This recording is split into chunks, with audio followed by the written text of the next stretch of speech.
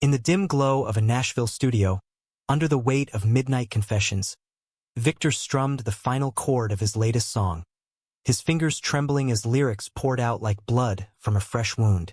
The track, titled Shadows in the Vows, wasn't just music. It was a grenade lobbed into the lives of his 4 closest friends, exposing secrets they'd buried deeper than their wedding rings. As the demo hit the airwaves the next morning, courtesy of a leaked upload, the world and their carefully constructed families began to unravel. Victor had always been the quiet architect of their group, the one who composed melodies while the others built empires. They'd met in college at Vanderbilt, 5 ambitious young men from different corners of the South, bonding over late-night debates and shared dreams of success. There was Mark, the charismatic lawyer with a sharp tongue and a wife who adored his courtroom victories. Ethan, the tech entrepreneur whose startups funded their annual reunions. Jordan, the high school teacher molding young minds while hiding his own fractures. And Liam, the family man running a construction firm, his life a blueprint of stability. They called themselves the Brotherhood, unbreakable since freshman year. Their friendships forged in the fires of youthful indiscretions they'd sworn to forget. But Victor's song changed everything. The lyrics spoke of stolen glances in locker rooms, whispered promises under dorm room sheets, and the hollow echo of church bells on wedding days. We wore the masks they gave us, husbands in the light, but in the dark, our hearts beat true. The chorus lamented, a haunting melody that climbed the indie charts overnight. Listeners praised its raw vulnerability, calling it an anthem for hidden lives. For the Brotherhood, it was betrayal incarnate. Mark was the first to call, his voice a storm over the phone line. "What the hell, Victor? You think this is poetry? This is our lives you're dissecting." He paced his Atlanta office, overlooking the skyline that mirrored his polished existence. Married to Sarah for 8 years, with 2 kids in private school, Mark had mastered the art of compartmentalization. His nights with Victor during college were footnotes, erased by ambition and societal expectations. But now, the song's veiled references, the lawyer's closing arguments, silenced by a kiss, threatened to drag those memories into the courtroom of public opinion. Victor leaned against his guitar case, the weight of his decision pressing down. "It wasn't about exposing you, Mark.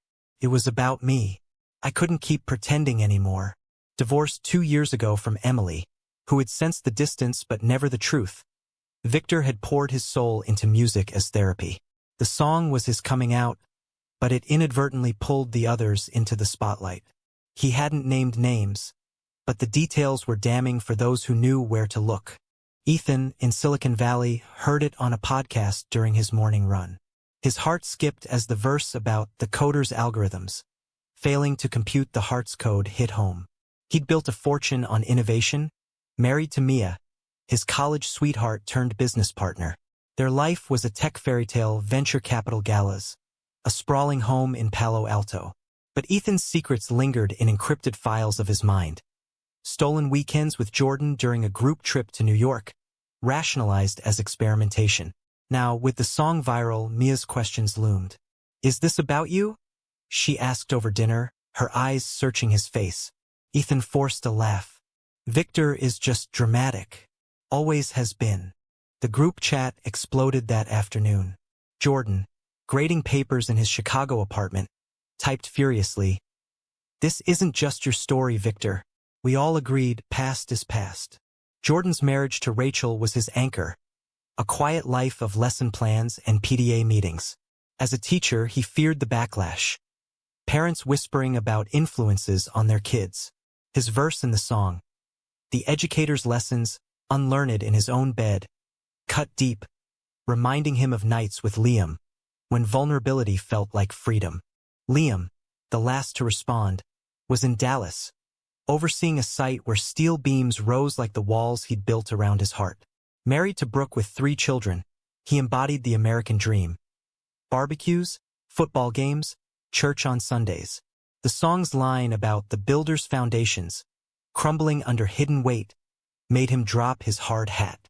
"You promised," he messaged Victor privately. "We all did." Their pact from senior year, to marry, to conform, to bury the Brotherhood's deeper bonds, had held for over a decade. Until now, as the song gained traction, media outlets dissected it. Blogs speculated on the 5 shadows mentioned in the bridge, turning the Brotherhood into unwitting celebrities. Victor's phone buzzed with interview requests, but he declined, retreating to his apartment where posters of old gigs mocked his solitude. He hadn't anticipated the fallout, the way truth could fracture like glass under pressure. Mark arrived first at the emergency reunion Victor called in Nashville, his suit rumpled from the flight. "You owe us an explanation," he demanded, slamming the door. The others trickled in, Ethan with his laptop, ever the fixer. Jordan clutching a notebook of half-formed apologies. Liam silent, his calloused hands betraying his turmoil. They gathered in Victor's living room, the air thick with unspoken accusations. "I wrote it for me," Victor began, his voice steady despite the storm inside. "But it's our story too. We've been lying to our wives, our kids, ourselves. How long can we keep this up?" Ethan shook his head. "Not everyone's ready to blow up their life. Mia's pregnant again. What do I tell her?" Jordan's eyes welled. "Rachel thinks it's fiction, but if she connects the dots." Liam finally spoke, his voice gravelly. "Brooke already suspects. The song. It confirmed it for her." Mark paced, his lawyer's mind racing. "We can spin this. Say it's metaphorical. Victor, retract it. Call it artistic license." But Victor stood firm. "No more lies. This is who we are." The argument escalated, voices overlapping like clashing chords. Old resentments surfaced. Mark's ambition overriding emotions, Ethan's detachment, Jordan's indecision, Liam's stoicism. And at the center, Victor's quiet rebellion. By dawn, exhaustion settled. They didn't resolve anything, but cracks had formed, invitations for honesty, perhaps healing. Yet the song played on, its melody a siren call to authenticity amid the debris of deception. The days following the reunion blurred into a whirlwind of confrontations and revelations. Mark returned to Atlanta, where Sarah waited with folded arms and a stack of printed lyrics. "Tell me this isn't about you," she said, her voice a mix of hurt and steel. They'd built a life together, mortgage, soccer practices, anniversary trips. Mark had convinced himself his college flings were anomalies. But Sarah's intuition pierced that illusion. It was a phase," he stammered, but the words tasted like ash. Sarah's eyes narrowed. "A phase that inspired a hit song? Our friends are calling, Mark. The firm's partners are whispering." As a prominent attorney, Mark's reputation was his currency. Coming out now could mean lost clients, judgmental stares in the courtroom. But denying it felt like suffocating. That night, he slept on the couch, dreaming of Victor's guitar strings vibrating with truth. In Palo Alto, Ethan faced his own reckoning. Mia, glowing with early pregnancy, played the song on their smart speaker. "The coder's heart. That's you, isn't it?" Her words hung in the air-conditioned kitchen. Ethan, who coded solutions for everything, had no algorithm for this. "It was college," he admitted finally. "Experiments. But I chose you." Mia's tears fell silently. Chose me? Or hid behind me? Their marriage, once a seamless merger, now felt like a buggy program. Ethan spent hours in his home office, staring at screens, wondering if rebooting his life was possible. Jordan's world in Chicago tilted precariously. At school, colleagues joked about the song's gay undertones, unaware of his connection. Rachel confronted him over dinner. "Jordan, the educator line. It's too specific." He broke then, sobs racking his frame. "I love you, but there's part of me I never explored." Rachel, a therapist herself, listened with professional calm masking personal devastation. "We have a life here. Kids look up to you." Jordan nodded, but inside, turmoil raged. Teaching tolerance by day while living a lie, the hypocrisy gnawed at him. Liam's confrontation in Dallas was the most visceral. Brooke found him in the garage, tools scattered like his thoughts. "The builder's foundations," she quoted, holding her phone. "Is this why you've been distant?" Liam, who prided himself on strength, crumbled. I tried to be the man you wanted. Their marriage was rooted in tradition, high school sweethearts, family expectations. Brooke's family, conservative Texans, would disown them. What about the kids? She whispered. Liam had no answer, only regret for years lost to pretense. Victor, meanwhile, watched from Nashville as the song climbed charts. Radio interviews trickled in, but he deflected personal questions. It's about identity, he'd say, but privately, guilt consumed him. Had he destroyed the brotherhood for his own liberation? Messages from the group were sparse, each man navigating his storm. Then came the media frenzy.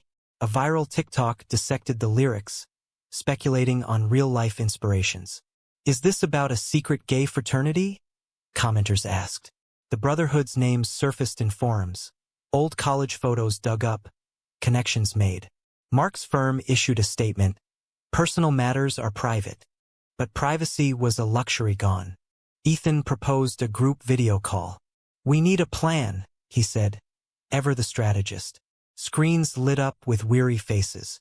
Sue Victor, Jordan suggested half-heartedly. Liam shook his head. No, this forces us to face it. Victor joined late. I'm sorry for the pain, but aren't you tired of hiding? Mark exploded. Tired? My career's on the line. The call devolved into chaos, accusations flying. Ethan admitted his affair with Jordan. Liam confessed stolen moments with Mark. The web of connections unraveled, each thread a memory they'd suppressed. By the end, silence reigned. What now? Jordan asked. We choose, Victor replied. Truth or the lie. The call ended, leaving each man alone with his reflection. Mark stared at his wedding photo. Ethan's code ran endlessly. Jordan's lesson plans blurred through tears. Liam's blueprints crumpled. Society's gaze intensified. Conservative outlets decried the song as agenda-pushing, while LGBTQ+ advocates hailed it as brave. The brotherhood became symbols in a cultural war they never enlisted for. Victor performed the song live for the first time at a small venue. The crowd cheered, but his thoughts were with his friends. Was freedom worth the cost? As weeks turned to months, the ripples from Victor's song became tidal waves, crashing into every aspect of the brotherhood's lives. Mark's Atlanta firm, sensing scandal, sidelined him from high-profile cases. We need to protect our image, his boss said. Words that echoed Mark's internal battle. Sarah suggested counseling, but sessions unearthed more than they mended. I married a stranger, she confessed one night. Mark wanted to fight for their family, but authenticity tugged at him like an undertow. He began attending secret support groups, hearing stories mirroring his own, men trapped in heteronormative cages. In Palo Alto, Ethan's startup faced investor scrutiny. Whispers of instability led to pulled funding. Mia, pragmatic as ever, filed for separation. I can't raise this child in uncertainty, she said, packing boxes. Ethan, stripped of his empire, crashed on a friend's couch. For the first time, he explored dating apps, swiping through profiles of men, his heart racing with fear and excitement. Is this who I am? He messaged Victor. The reply, only you can decide. Jordan's Chicago school placed him on leave after parents complained, citing the song's influence. We can't have distractions, the principal explained. Rachel, supportive yet shattered, moved out temporarily. Alone, Jordan volunteered at an LGBTQ+ youth center, mentoring teens navigating identities he'd long denied. One boy's story of hiding from family mirrored his own, igniting a spark. He started writing his own confessions, not for publication, but for clarity. Liam's construction firm in Dallas weathered boycotts from conservative clients. We don't support that lifestyle, one said. Brooke, after tearful nights, agreed to co-parent but not reconcile. I deserve full love, she stated firmly. Liam, unmoored, drove aimlessly, ending up at a gay bar for the first time. Stranger's acceptance felt foreign yet freeing. He called Victor. You were right. It's exhausting. The brotherhood reconvened in Nashville, this time at a neutral hotel. No accusations, just raw honesty. Mark admitted his love for Sarah was real but incomplete. Ethan shared his first date with a man, awkward yet affirming. Jordan spoke of helping others, finding purpose. Liam revealed plans to come out to his family. Victor listened, pride swelling amid remorse. I didn't mean to force this. But you did, Mark said, not angrily. And maybe we needed it.